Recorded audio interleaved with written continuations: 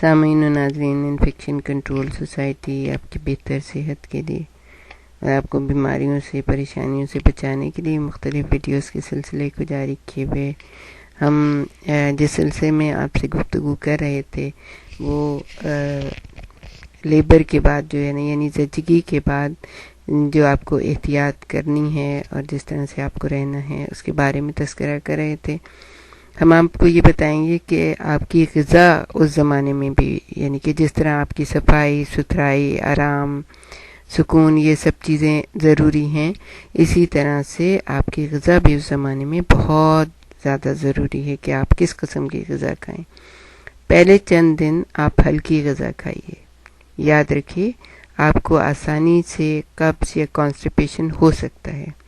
آہستہ آہستہ ہر چیز کھانا شروع کر دیں، لیکن یہ بھی یاد رکھیں کہ اگر آپ بچے کو اپنا دودھ پلا رہی ہیں تو آپ کے جسم کو دودھ پیدا کرنا پڑ رہا ہے۔ آپ اس صورت میں بچے کے لیے کافی مقدار میں دودھ مہیا کر سکتی ہیں اگر آپ صحیح کھانا اور کافی مقدار میں پانی کا استعمال کریں۔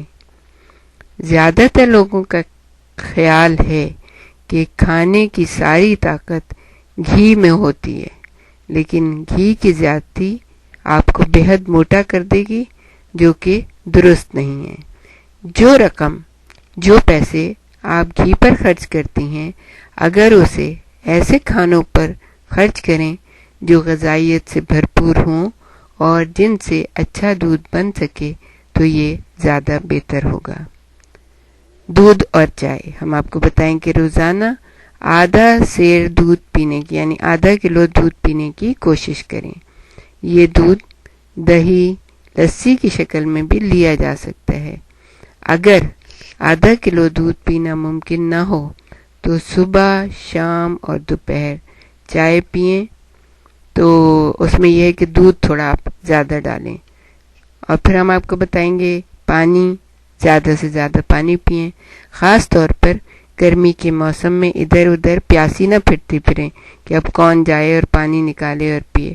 جب آپ بچے کو دودھ پلاتی ہیں تو آپ کا منہ اکثر خشک ہو جاتا ہے، ایسے وقت ہمیشہ اپنے قریب پانی کا گلاس رکھیے۔ خشکی کی حالت میں دودھ پیدا کرنا آپ کے لیے، آپ کے جسم کے لیے بہت مشکل ہو جائے گا۔ بہت سی خواتین ڈیلیوری کے بعد پانی بہت کم پیتی ہیں۔ ان کا خیال یہ ہوتا ہے کہ پانی پینے سے پیٹ بڑھ جاتا ہے۔ یہ خیال بالکل غلط ہے۔ آپ کا جسم پانی اور خوراک بچے کے لیے دودھ بنانے اور آپ کی صحت کو بحال رکھنے کے لیے استعمال کرتا ہے، اور جو باقی رہ جاتا ہے وہ آپ کے جسم سے باہر نکل جاتا ہے۔ ہم آپ کو گوشت کے بارے میں بھی بتانا چاہیں گے کہ آپ جتنا بھی گوشت کھا سکیں، جو آپ افورڈ کر سکیں آپ کھائیں۔ زیادہ تر لوگوں کا خیال ہے کہ بکری کا گوشت گائے کے گوشت سے بہتر ہوتا ہے، لیکن اصل میں غذائیت اور طاقت کے لحاظ سے دونوں میں کوئی فرق نہیں ہے۔ بکرے کا گوشت مہنگا ہوتا ہے، لیکن چونکہ آپ کو زیادہ سے زیادہ گوشت کھانے کی ضرورت ہے، اس لیے جو بھی مناسب آپ سمجھیں، جو آپ کی قوت خرید ہے، اس طرح سے آپ کھائیں۔ کلیجی بھی خاص طور سے آپ کے لیے بہت مفید ہے اور یہ آپ کی صحت کی بحالی میں بہت مدد کرے گی۔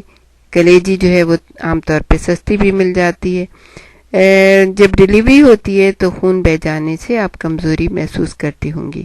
کلیجی ایک ایسی غذا ہے جسے ہفتے میں 1-2 بار کھانے سے خون بنتا ہے اور کھوئی ہوئی طاقت بحال ہو جاتی ہے۔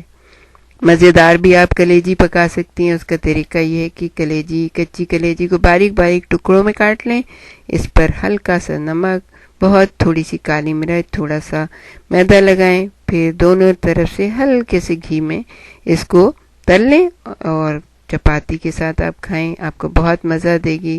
جس دن آپ گوشت کا ناغہ کرنا چاہیں تو اس دن انڈا ضرور کھائیے، اس لیے کہ یہ چیزیں آپ کو پروٹین مہیا کریں گی، آپ کے بچے کو طاقت دیں گی اور صحت مند اور تندرست کریں گی۔ ہمارے ساتھ ہی رہیے گا، ہم آپ کو اور بھی بہت ساری چیزیں بتائیں گے۔